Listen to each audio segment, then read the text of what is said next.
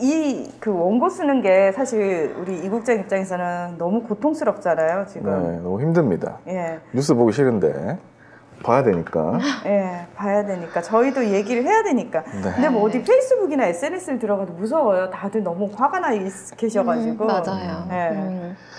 자, 그러면 첫 소식부터 한번 해볼까요? 네. 편지 아나운서.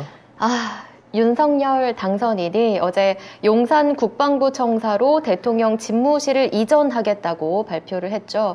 취임 전에 우리 세금으로 강행하겠다는 건데요. 윤 당선인의 첫 번째 불통을 보여준 사례다. 저는 그렇게 생각합니다. 이 비용이 어마어마한데요. 윤 당선인 측에서는 500억 정도 비용을 말했는데 이는 당장 청와대와 국방부를 이전하는 비용만 책정을 한 겁니다. 국방부 핵심 관계자는 국방부 청사 이전 시 소요 비용을 자체 집계해서 18일 대통령직 인수위원회에 보고를 했다고 하는데 이때 보고된 액수는 최소 5천억 원입니다. 뭐 10배라고 볼 수 있죠. 네. 또 이렇게 10군데로 쪼갠 국방부를 다시 한 곳으로 모으면서 합참 등 여러 군 관련 시설을 연쇄 이동하는 비용 등을 추산하면 최소 5천억은 들 것으로 예상이 됩니다. 또 사성 장군 출신인 김병주 더불어민주당 의원실이 집계한 비용 추계에 따르면 청와대와 국방부 이전에는 1조 1천억 원 가까이 든다는 계산이 나왔고요. 또 시사위크는 익명의 국방 전문가를 인용해 최고 1조 원, 종합적으로는 4조 원 넘게 들 수 있다고 보도를 했습니다. 또 지난 토요일 SBS 단독 보도에 따르면 국방부 핵심 관계자가 비용을 자체 집계해서 최소 5천억 원 들 것으로 대통령직 인수위원회에 보고했다. 이렇게 또 보도를 했습니다. 참 어이가 없고 사실은 이거를 원래 윤석열이 얘기를 안 했어요. 광화문으로 나온다 했었거든. 네. 근데 갑자기 용산으로 간다고 해가지고 국방부 다 빼라. 그러면서 자기가 법적인 어떤 지위도 아무것도 없는데 이사시키는 이런 이상한 일이 벌어지고 있습니다. 저는 좀 이해가 안 되는 게 5월 9일까지는 명백히 문재인 대통령이거든요. 그쵸. 군 통수권자부터 시작해서 국정을 책임지고 있는 사람이 뻔히 문재인 대통령인데 지금 보면은 왜 점령군이라는 얘기가 나온 것처럼 윤석열이 마치 이미 자기가 대통령이 된 양 지금 온 나라를 다 휘젓고 다니고 있는 그런 느낌이 들어요.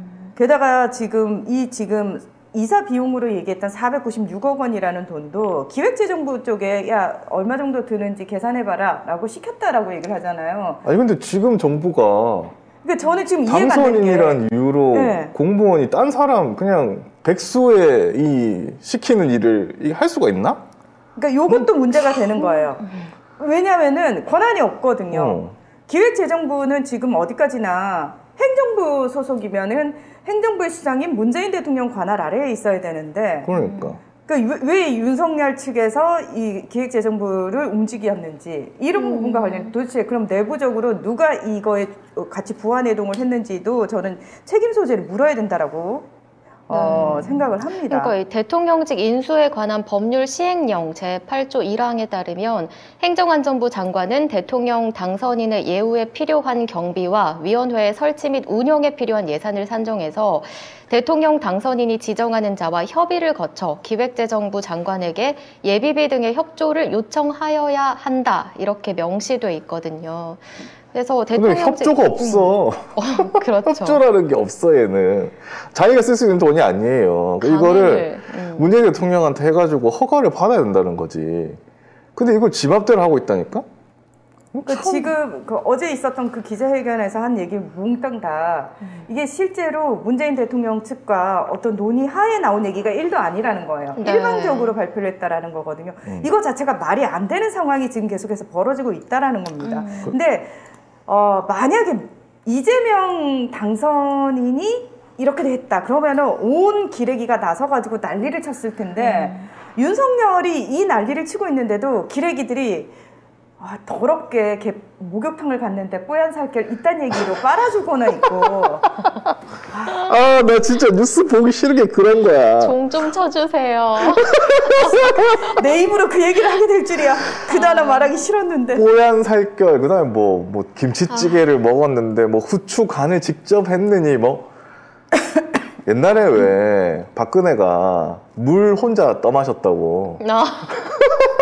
참 식당에서 물 혼자 떠다 마셨다고 그게 대단한 것처럼 하던 그때가 생각이 나더라고요. 와, 진짜 대단하다. 뭘 먹는지 안 궁금한데 계속 뭘 먹는지. 식단을 그렇게. 심지어 그거를 한 3명이서 기사를 써. 따라다니면서. 참. 근데 그게 포털 메인에 또 올라와요. 참 신기하죠? 기자하기 참 편합니다. 밥 먹은 거 그냥 올리면 포털에서 그냥 받아 써주고 그렇게 하고 있는데 지금 법적으로도 권한이 없을 뿐만 아니라 세금이 얼마나 낭비가 돼요. 그리고 이사하는데 엄청 시간이 많이 든대요. 아니, 난 이해가 안 되는 게 우리가 일반적으로 개인적으로 이사를 한다고 해도 몇 개월 전부터 사실 준비해가지고 신경 쓸 게 한두 가지가 아니잖아요. 그럼요. 하다못해 사소하게 인터넷 재설치부터 시작해가지고 그런 것까지 다 알아봐야 되고 미리 신청해야 되고 이런데 얘는 너무 아니 내가 옮길 거야 그러면은 옮길 수 있다라고 생각하는 것 자체가 도대체 지손으로 이사 한 번을 안 해봤구나. 그래서 모르는구나. 그러다 삼성이 사준 거에 들어가고 이러니까. 그러네요. 근데 그것도 당연한데 변발의 시간에도 말씀드렸지만 약간 건진법사의 입김이 벌써 작용하지 않았나 그런 생각도 들어요. 그러니까 이게 당장 옮겨. 이유가 없어. 그냥 청와대를 국민께 돌려드리겠다. 누가 돌려달라고 했냐고. 개방 안 해도 돼. 누가 돌려달라고 했나. 그리고 무슨 공간이 사고를 지배한다? 뭔 소리야 도대체. 아니 이유가 없어요. 이유가 없어. 밖에서 용산에 가면 밖에서 개 끌고 다녀도 되고 뭐 이런 얘기 하는데 그게 뭔 상관이지? 도대체 대통령하고 이거하고 뭔 상관이 난 도대체 알 수가 없고. 그 다음에 이사를 해야 되는데 국방부가 지금 기사를 보면은 1100명이 3월 내에 방을 빼야 됩니다. 3월 내면은 이제 10일이 채 남지 않은. 이거는 너무 웃긴 게 뭐냐면 이게 또 창문이 없대요. 국방부가. 창문이 없어가지고 이 보안 때문에 창문이 없어가지고 이사를 하려면은 다 엘리베이터로 내려야 됩니다. 맞아요. 보안 때문에 창문이 안 열리죠. 그러면 밤낮 24시간 뺐을 때 20일 정도가 소요된대요. 지금부터 부지런히 해도 안 20일 안에 할 수 있을까 모르겠는데 그걸 또 빼는 것만 그거잖아. 네. 그럼 설비나 뭐 이런 거 다 들고 와야 되잖아. 그럼 또 들어와야 되잖아. 청와대가. 네. 이거 어떻게 할 거냐고 이거를. 불가능하네요. 완전. 이거는 갑질 120시간 일하면 할 수 있겠지 일주일에. 이걸로 진짜 120시간을 채우려고 하는 거지 나 모르겠는데. 이러려고 120시간을 미리 말했던 거는 이거 시키려고. 야, 골 때리는 일이면 골 때리는 일이야. 진짜. 이거 그리고 보면은 다른 기사에 보면은 아예 이 천공수승이 3년 전에 용산의 활용 방해안이라고 해가지고. 어머. 내용이 어때요? 내용이 뭐 용산에 가야 된다는 거겠지. 대통령 집무실 옮겨야 된다. 그러니까 이거 아니면 사실 설명할 방법이 없다. 누가 달라고 한 것도 아니고 심지어 자기 공약도 아니었고 이게 필요하다고 부르짖는 사람도 아무도 없어. 천공소승밖에 없어. 이 사람밖에 없다고. 근데 갑자기 이거를 당선이신 분이 이렇게 한다?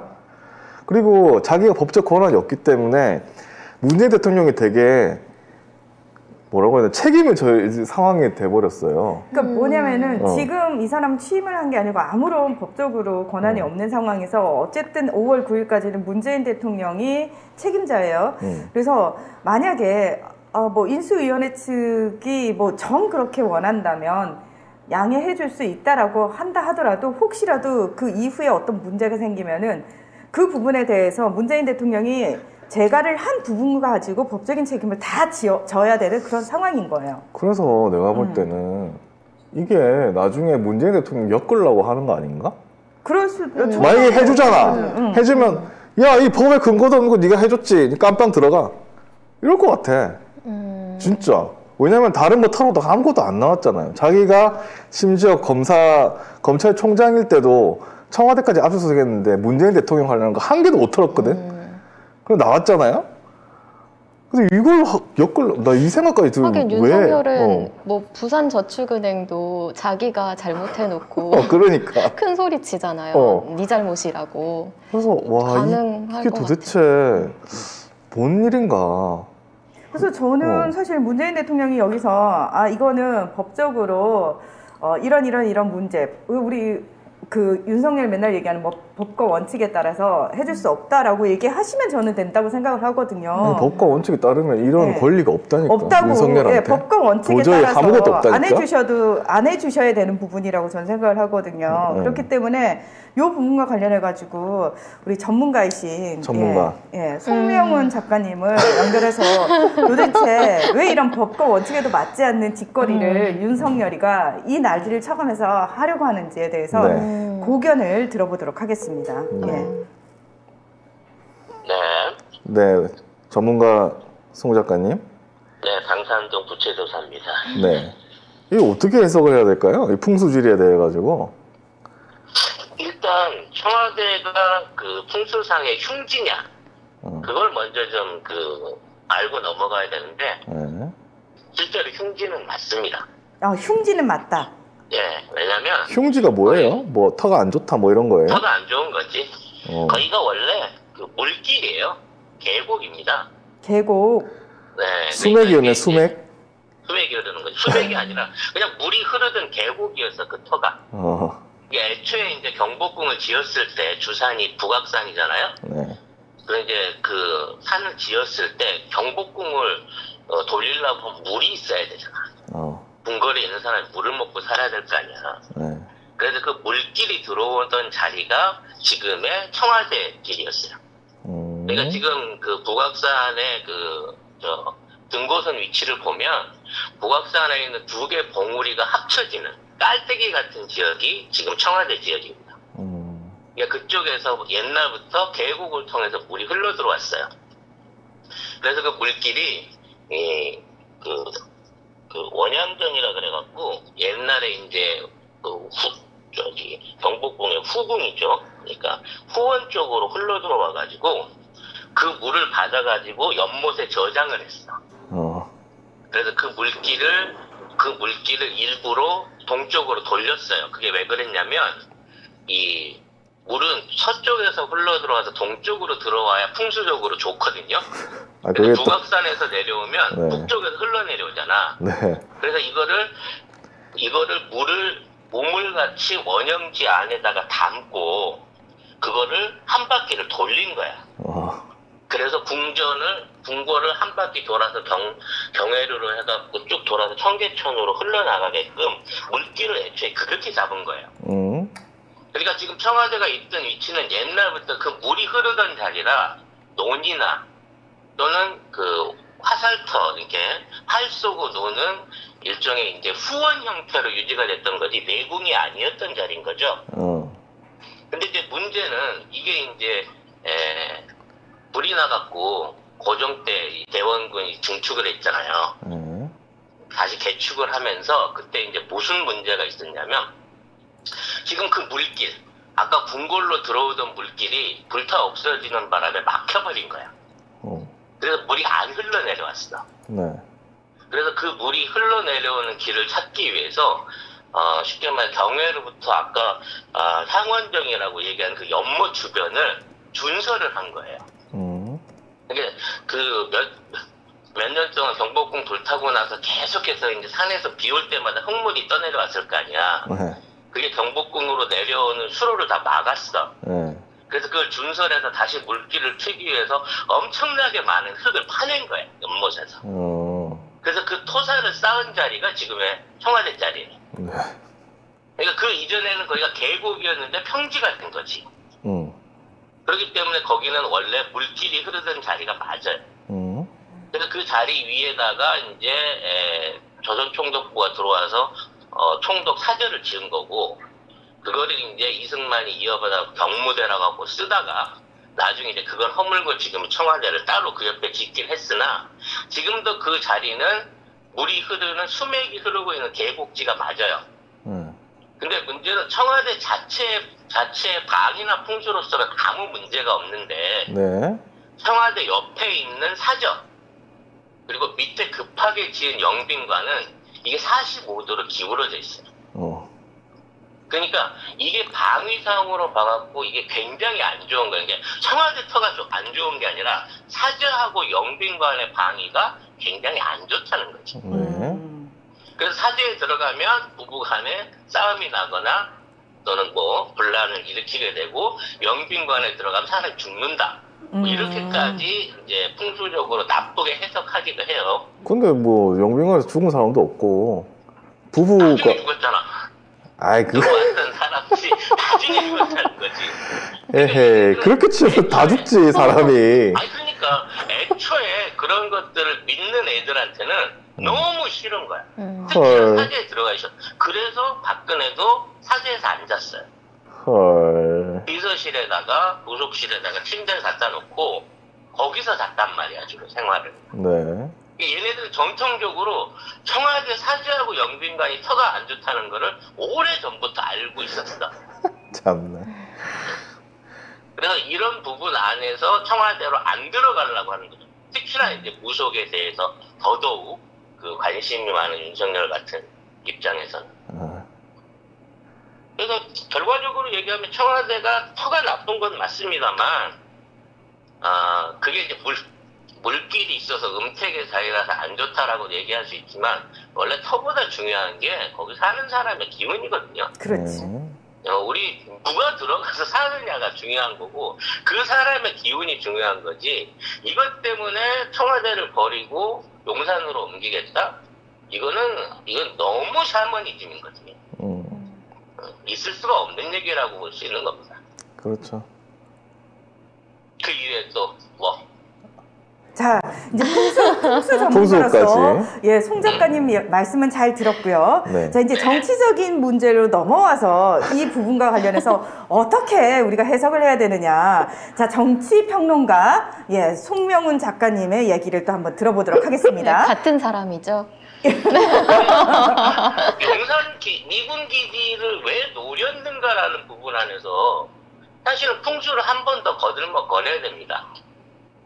왜냐면 이게 건진법사도 그렇고 천공 스승이라는 놈도 그렇고 한 3, 4년 전부터 용산 쪽에 청와대를 옮겨야 된다는 얘기를 자기들이 공개적으로 많이 했어요. 그러니까 용산은 그러면 풍수적으로 좋은 자리냐? 물론 좋은 자리이긴 합니다. 사실 서울에서 제일 풍수가 좋은 자리가 용산하고 한남동이에요. 용으로 그 용산이라는 이름이 붙은 것 자체가 서울의 지리를 보게 되면 그 자리가 이제 용의 입구에 해당하는, 주둥이에 해당하는 자리거든. 그래서 원래 한강으로 들어오는 모든 물산들이 마포나루나 용산 앞에서 이거를 이제 내려갖고 한양 전체로 그 공급이 되든 지리적으로도 그렇고 풍수적으로도 의미가 있는 자리는 맞아요. 근데요, 저 여기서요 하나. 그러니까 네. 용의 입에 해당하는, 그러니까 다시 말해서 여의주를 무는, 본인이 네. 여의주가 되고 싶은 욕심이 있는지 모르겠으나 그거는 예전의 문제고 지금은 용산의 환경이 너무 많이 달라졌어요. 그러니까 풍수라는 것도 사실 지형 지물이 변화하면은 달라지는 거거든요. 그래서 지금 윤석열이 노리고 있는 지금 육군본부 그 자리가 윤석열이 노리는 풍수의 기본적인 목적이 아니라는 걸 우리가 알아야 돼요. 근데 윤석열이 노리고 있는 핵심 지역은 지금의 육군본부 이쪽 지역이 아닙니다. 지금의 미군 군사령부가 있는 용산기지 내에 한 가운데 있는 그 땅이에요. 그 땅은 이제 풍수적으로 보면 그 산이 두산이 남산으로 바뀌어요. 남산타워 있는 그 자리 있죠? 남산타워에 있는 그 자리에서 지금 그 이태원 쪽으로 흘러내려와서 미군 기지 본부 건물이 있는 그 지역하고 용산 앞으로 딱 내려가는 한강까지 남쪽으로 일직선으로 쭉 내려놓고 보게 되면 그 자리가 서울에서 가장 좋은 명당 자리입니다. 그러니까 지금 윤석열은 지금 있는 육군본부는 임시적으로 일단 옮겨가는 거고, 나중에 미군, 지금 유엔사 자리가 있었던 미군 기지 그쪽에다가 하얀색에 지가 머물 수 있는 또 다른 제2의 백악관 같은 건물을 짓고 그 건물 앞에다가 극장이나 마당놀이 공원 같은 거를 해갖고 사람들이 거기서 말하자면 모여갖고 풍물을 할 수 있는 일종의 제사를 지낼 수 있는 터, 이거를 만들려고요, 풍수적으로. 거기를 아예 재단화 시키는 거구나. 그렇지. 아예 거기를 성역화 시켜가지고 일종의 신당을 만들고 싶어 하는 거예요. 미쳤네. 아니, 그렇게 해야만 용산의 위치에, 서울의, 대한민국 수도의 용산의 위치에 여의주가 들어와서 박힘으로써 그 자리에서 대한민국을 또는 한민족을 통치할 수 있다라고 하는 일종의 그 무속적인 사상을 갖고 거기를 들어오려고 하는 거죠. 네. 뭐 계속. 그리고 이제 정치적으로 따져놓고 보면 지금 있는 상황에서 검찰이 앞으로 검찰공화국을 만들게 된다고 봤을 때 검찰이 가장 껄끄러우면서 관리하기 어려운 조직이 사실은 군조직이에요. 그래서 지금 있는 상황에서 군대에 대한 통제력을 가져야만 혹시라도 앞으로 있을 국민적인 저항이라든지 또 뭐 지금 촛불 집회 같은 게 있을 때 걔네들이 옛날 박근혜가 마지막에 생각했던 게 뭐 군동원 하려고 했었잖아. 얘네들도 나중에 가면 결과적으로 군을 동원하려고 하는 생각을 갖고 있을 거예요. 그러기 위해서 군대에 대한 철저한 관여 조직이 필요하거든. 그래서 지금 그쪽에다가 국방부를 해체하면서 국방부를 사실상 조정할 수 있는 국방장관을 뛰어넘는 새로운 어떤 조직 또는 사람을 심으려고 하는 거고, 그 사람이 현재 윤석열 초대 정부의 경호처장으로 임명될 걸로 봐지는 김영영 예비역 육군 중장입니다. 이 사람이 윤석열 고등학교 1년 선배거든.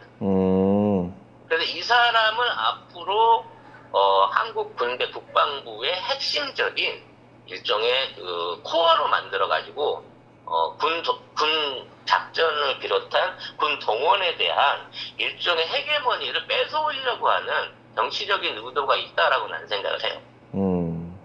결과적으로 정치나 뭐 지금 있는 국회나 이런 것들 전부 뭐 경찰이나 다 깔아뭉갤 수 있는데 함부로 지금 손을 못 대는 부분이 지금 중립화돼 있고 대통령 통수권을 철저하게 따르는 군 조직인 건데, 이 군 조직을 사병화하기 위한 일종의 또 하나의 꼼수가 아닌가라고 하는 부분 안에서 정치적인 해석도 가능하다는 거죠. 그렇네요. 거기까지 하겠습니다. 알겠습니다. 네. 잘 들었습니다. 네, 잠시 후에 저희가 다시 연결을 하도록 하고요. 자, 일단 많은 분들이 믿을 수 없다. 21세기에 이게 무슨 말이냐부터 시작해가지고 굉장히 분노를 하고 계십니다. 5년짜리가. 5년짜리가. 네. 겁도 없이 말이야. 겁도 없이. 이제 중요한 건 이제 우리는 5년짜리인 줄 알았더니 이것들은 영원히 집권하기 위한 장기 집권. 장기 집권을 위한 계획을 하나하나 실현을 하고 있는 거죠. 자기네들 입장에서는. 네. 자, 근데 어떠세요, 여러분? 이 얘기를 들었을 때 큰일 났네, 진짜 이제 어떡하냐라는 생각 혹시 드시나요? 일단 취임 전이잖아요. 네. 전인데 이렇게 답답한 소식들이 막아야 되는 거 아닌가, 이거? 저는 이제 촛불을 빨리 들고 나가야 되나 지금 그런 생각도 들고. 근데 이게 너무 이사 자체가 현실감이 없잖아요. 20일 걸린다고 하는데 지금 3월 말까지는 완료를 해야 되고 이렇게. 그거 24시간 해야 20일 걸려요. 네, 120시간씩 근무하고 그렇게 해야 되는 건데 뭐 합참의장을 지냈던 11명 예비역 고위 장성들도 청와대 집무실 이전 안보 공백이 우려된다는 제목의 입장문을 냈거든요. 그리고 윤석열 당선인의 인수위 측에 공식적으로 전달을 했는데 이 입장문을 보면 청와대 집무실의 국방부 청사 이전은 국방부 합참의 연쇄 이동을 초래해서 정권 이양기의 안보 공백을 초래할 수 있다. 이런 내용입니다. 이게 핵심인데 또 청와대 집무실로 국방부 청사를 사용하면 적에게 우리 정부와 군 지휘부를 동시에 타격할 수 있는 가장 좋은 목표가 된다. 이렇게 또 지적을 했거든요. 그럼 결국 윤석열 본인도 위험한 거 아닌가요? 그러니까. 사실 용산만 이제 어떻게 두드려 패버리면 다른 나라 입장에서는 편하지. 우리나라를 그냥 무력화시킬 수 있는 거예요. 엄청 편하게 됐지. 그리고 이번에 막 설명하면서 뭐 여기에 뭐 지하 벙커가 있고 이러면서 사실 국가 기밀 다 누설해버린 거거든요. 뭐죠? 어떻게 이런 놈이 다 있나 생각이 너무 드네요. 근데 아무리 생각해도 윤석열 당선됐다 한들 국제적으로 보면 우리나라는 윤석열 되면 안 되는 구조거든요. 이제 국제정치평론가 문희정 평론가께서는 이거 어떻게 보십니까? 저는 일단 아까 그 풍수지리적으로 설명을 하셨을 때도 첫 번째로 드는 의문이 그거였어요. 풍수지리라는 거는 말 그대로 변하지 않는 지형 지물을 전제로 두고 그걸 상정한 상태에서 보는 게 풍수지리거든요. 근데 예전에는 그랬을지 모르겠지만 지금은 시대가 바뀌어가지고 지형 지물 자체가 완전히 변했거든요. 용산 뭐 다들 한 번씩 가보셨겠지만 제가 용산 갔을 때 느낀 기후는 거기는 저의 느낌은 용산의 느낌이 약간 목동하고 비슷했어요. 어떤 느낌이었냐면 양의 기운이 아니고 저의 느낌은 음의 기운이었거든요. 그래서 개인적으로 봤을 때 여기가 왜 용산이지? 이제는 다 바뀌었구나라는 생각까지 들 정도로 저는 그래서 풍수지리적으로 만약에 정말 그 이유라면 그들이 원하는 건 절대 달성될 수 없는 그런 풍수지리로 이미 바뀌었다라는 걸 말씀을 드리고 싶고 또 하나가 미군 기지 이제 비롯해가지고 우리나라가 이제 청와대라고 독립적으로 뚝 떨어져 있는 것처럼 보이지만 사실은 이게 참 안타까운 건데 우리의 주권이 완벽하게 우리만의 주권이 아니에요. 아직까지는. 그러니까 우리가 전시작전권도 우리한테 없을 정도로 미국하고 미군하고 굉장히 밀접하게 연관이 돼 있는 상황에서 청와대를 뜸 옮겨가지고 이사가는 것처럼 옮길 수가 없는 게 그 안에 들어가 있는 수많은 어떤 비밀스러운 보안 장치들이 사실은 우리의 관할하에 있는 것이 아니라 미국의 관할하에 있는 상황이거든요. 그 부분과 관련해가지고 과연 미국이 이 부분에 어느 정도 동의를 할 것인가. 왜냐하면 정말로 뭐 미국의 속내를 떠나가지고 지금 미국이 처해 있는 상황을 보면은 미국은 지금 우크라이나를 침공한 러시아 때문에 골치가 굉장히 아프고 그 러시아를 뒤에서 지원하려고 하는 중국을 견제해야 되기 때문에 굉장히 골치가 아프고 중국이 계속해서 대만 침공을 하려고 하기 때문에 골치가 아프고 그 다음에 아시아를 믿고 맡길 수 있던 일본이 지금은 더 이상 믿을 수 있는 존재가 아닌 상황에서 골치가 아파요. 그래서 미국은 도널드 트럼프 때부터 미국 고립주의, 미국 우선주의를 하면서 분쟁 지역에서 발을 빼고 싶어 한단 말이에요. 바이든이 들어서서 미국이 돌아왔어 하면서 동맹을 다 회복시킨다라고는 하지만 이미 미국 내에서 분위기는 그 이전 기조를 그대로 이어가고 있는 상황이란 말이에요. 아프가니스탄에서도 발을 그렇게 무리하게 뺄 정도로 욕을 바가지를 쳐먹어가면서까지 뺀 이유가 뭐겠어요. 얘들의 외교 정책은 지금 분쟁 지역에 발을 더 이상 들이고 싶어 하지 않습니다. 그러니까 하나하나 미국이 다 들어가고 싶어 하지 않는 상황이에요. 그러기에는 미국 내부적으로도 지금 민주당 정부 자체가 굉장히 위험에 처해 있거든요. 지지율이 떨어져 있습니다. 11월에 중간선거를 앞두고 이걸 어떻게 회복해야 될지도 모르는 상황이에요. 오죽하면 우크라이나에 다이렉트로 개입을 못하는 상황에서 계속 언론 플레이만 하는 이유도 뭐냐면은 개입은 못하겠는데 그렇다고 손 놓고 있을 수는 없어. 그래서 들어오는 정보들은 계속 언론을 통해서 흘려주는 거예요. 실시간으로. 나 이것까지는 한다. 이것까지는 해주니까 나한테 뭐라고 하지 마라 라는 식이거든요. 근데 여기서 문제가 뭐냐면 미국의 컨트롤 능력이 많이 떨어진 게 중동이라든지 아프리카 쪽에 이미 미국의 컨트롤 능력이 예전만큼 미치질 않고 있어요. 유가가 계속 고공행진을 하니까 에너지 대란이 벌어지고 이 부분 가지고 굉장히 심각해지니까 미국이 사우디아라비아한테 증산을 하라고 얘기를 하는데 사우디아라비아가 노를 해요. 이거는 있을 수 없는 일이에요. 예전에 사우디가 사우디하고 미국은 거의 운명 공동체로 성장한 나라거든요. 그러니까 원유 페트로 달러 체제가 결집되면서 사우디라는 나라가 말 그대로 부강해졌고 그리고 미국의 달러가 기축통화가 될 수 있었거든요. 그런데 이런 상황에서 어느 순간부터 사우디하고 미국이 예전만큼 그렇게 주종관계가 확실하게 결집이 되어 있지 않습니다. 사우디도 세대 교체가 일어나고 있잖아요. MBS라고 하는 호전적인 인물이 들어옴으로 인해서 더 이상 우리가 미국에 끌려가는 그 시스템으로 가지 않는다라는 거를 선언을 한 상태이기 때문에 이번에 사우디가 미국에 노를 했거든요. 자, 그런 상황이라면 미국 입장에서는 더 이상 미국이 컨트롤할 수 없는, 미국의 완벽한 통제하에 있는 나라들이 하나둘씩 빠져나가서 이 나라들이 각각에서 다 문제를 일으키는 거를 굉장히 싫어할 수밖에 없습니다. 단순히 윤석열이 후보 시절부터 한미동맹 강하게 할 거고, 정말 이거는 단순하고 1차원적으로 바라보는 거예요. 미국 입장에서는 좋겠지, 한미동맹 굳건하게 한대잖아. 아니요. 그러니까 한미동맹이 전통적인 의미에서는 미국이 일반적으로 지시하고 한국이 따라주면 그게 독재자건 뭐건 상관없어. 이게 예전에 전통적인 한미동맹이었다면 지금 미국의 입장에서는 그런 동맹관계를 스스로 원하지 않아요.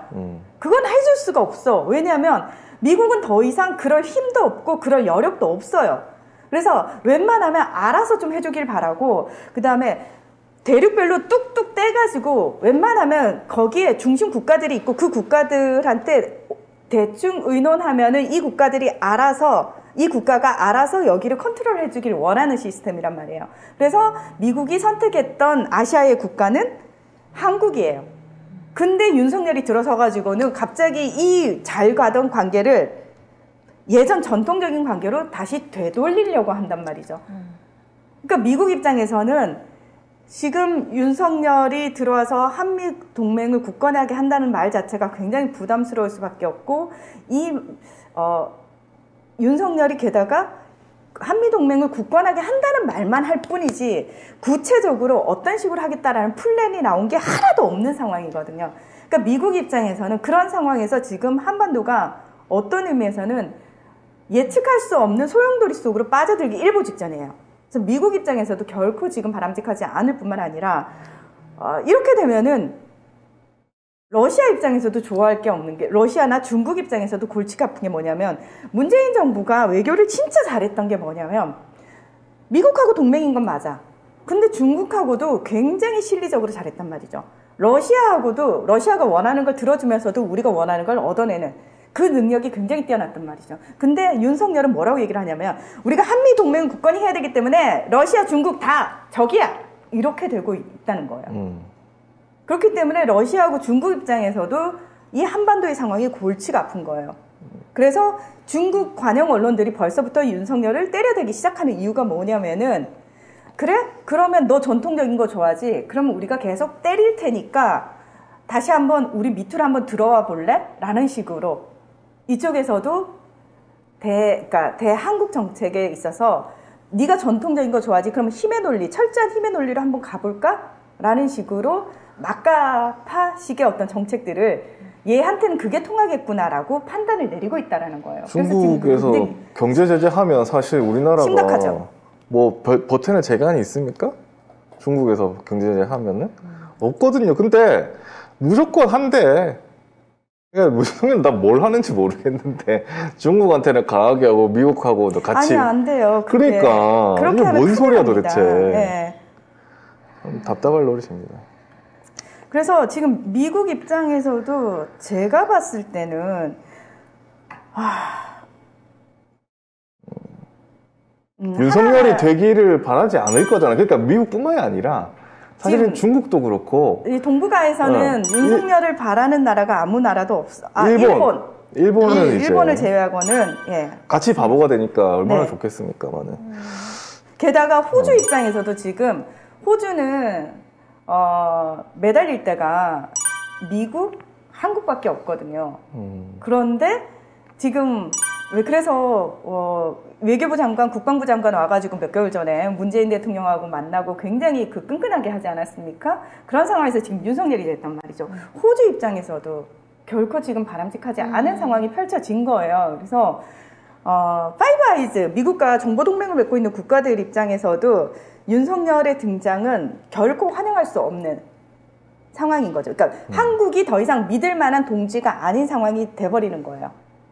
믿을만하지도 않고 윤석열은 어떻게 보면은 자기 혼자 뭔가 스스로 헤쳐나갈 힘이 없어 보여요. 그러니까 무조건 우리는 미국하고 하겠다 이거잖아.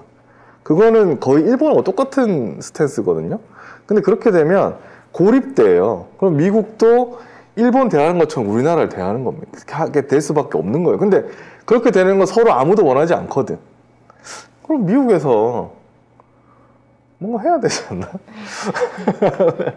저는 뭔가 해야 되지 않나요? 거기까지. 무슨 얘기냐면 상징 우리가 예언이나 뭘 얘기를 할 때 직설적으로 하지 않아요. 다 비유를 들어서 뭔가 그러니까 아리송송한 얘기를 하죠. 네. 저는 최근에 일련의 상황들을 보면서 그 생각을 했어요. 우리가 살아가는 데는 넘어서는 안 되는 선 같은 게 있어요. 눈에 보이진 않지만. 근데 지금 이미 그 선을 너무 넘어섰다. 예. 그리고 우리가 어르신들 그 얘기하죠. 앵간히 해라. 예. 근데 그 앵간히 수준도 이미 너무 넘어섰다. 앵간히가 안 되지. 전에. 예. 자, 이렇게 된다면 여기까지. 네. 거기까지다. 우리가 거기까지. 다 예상 가능한 그런 시나리오. 근데 뭐 그거 말고는 지금 뭐 방법이 없어. 전 세계가 방법이 없어. 그러니까 뭐 다른 나라 언론들도 보면 전부 다 윤석열 비판하고 김건희도 비판하고 막 이러거든요. 근데 사실 이런 기사 거의 안 써요. 당선되면 그 사람이 어떻게 살아왔는지 뭐 이렇게 약간 미화된 기사들이 더 많이 나오고 이러는데 뭐 대만에서도 벌써 김건희 성형 사진, 성형 전 사진들 이렇게 해가지고 뭐 이 사람이 성형을 했네, 뭐 어떤 의혹이 있네 이렇게 하고 있고 다른 미국이나 프랑스나 다른 언론들도 윤석열에 대해서 좋은 얘기를 안 씁니다. 물론 좋은 얘기가 없으니까 안 쓰지. 근데 문제는 언론들이 포털에서 그런 기사들을 다룰 때 왜곡해서 다룬다는 거죠. 그러니까 뭐 예를 들면 이제 김건희에 대해서도 우리는 뭐 성형설이나 학력 위조 관련해서 외신들이 다룬다면 우리 언론들은 해석을 못 하는 건지 안 하는 건지 네, 뭐 김건희는 아름답다 뭐 이런 식으로 미화를 하니까 그것도 포털에 걸려 있어. 네, 그래서 대문에. 포털로 뉴스를 접하는 사람들은 내가 뭐 2번을 선택한 분들은 내가 잘 뽑았다, 자랑스럽다라고 착각을 하지 않을까요? 그렇죠. 네. 근데 어디까지나 대한민국은 민주공화국이고 투표를 통해서 투표를 통해서 어쨌든 뭐 0.73%든 어쨌든 간에 국민이 뽑아서 당선이 된 사람을 예전처럼 너 마음에 안 드는데 탕탕탕 할 수는 없어요. 그건 안 되는 일입니다. 그거는 있을 수 없는 일입니다, 여러분. 그런데 중요한 거는 그것 말고도 굉장히 자연스러울 수 있는 방법이 여러 가지가 있거든요. 뭐 여러 가지 방법이 있겠죠. 그렇죠. 그러니까 굳이 그렇게 무리수를 두지 않아도 무궁무진합니다. 예, 무궁무진하고 국제정치를 제가 하면서 처음에 느꼈던 건 미국에 대한 두려움이었어요. 미국이라는 나라가 너무 무서운 나라구나. 이 미국을 움직이는 힘이, 그 뒤에 있는 힘이 너무 끔찍하구나. 되게 절망감을 느꼈었어요, 예전에. 처음에 국제정치를 알게 되면서. 거기까지. 네. 여기까지 하시죠. 딱 거기까지만 하겠습니다. 네. 휴.